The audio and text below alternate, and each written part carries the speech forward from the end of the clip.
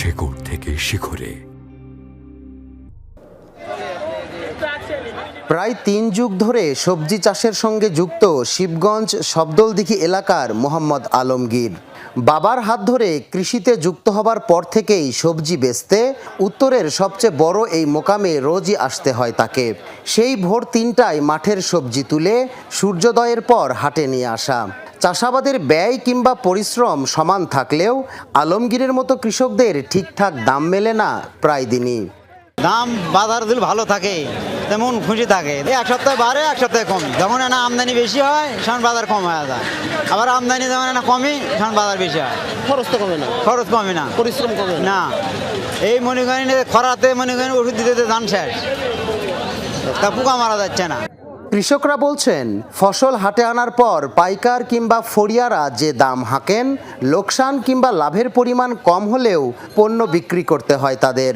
আবহাওয়ার তারতম্য অথবা আমদানি কম বেশি এমন অজুহাতে ফসলের দাম নিয়ন্ত্রণও করেন পাইকার বা ব্যবসায়ীরাই।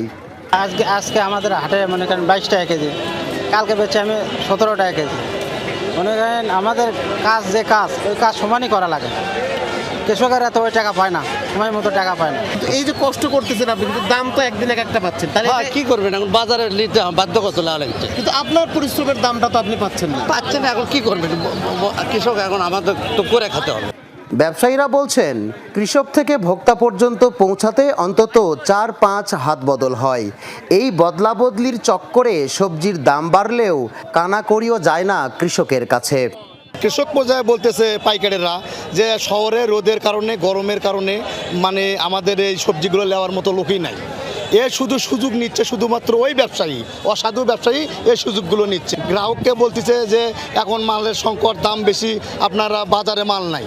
বাজার ব্যবস্থাপনার রাষ্ট্রীয় প্রয়োগ না থাকায় বছরের পর বছর ধরে এভাবেই চলছে কৃষকের কাছ থেকে ফসলের বিকিকিনি। সংশ্লিষ্টরা বলছেন, নিয়মিত তদারকি করা গেলে সবজির দাম যেমন নিয়ন্ত্রণে থাকবে, তেমনি কৃষকের জন্যও মিলবে ন্যায্য দাম।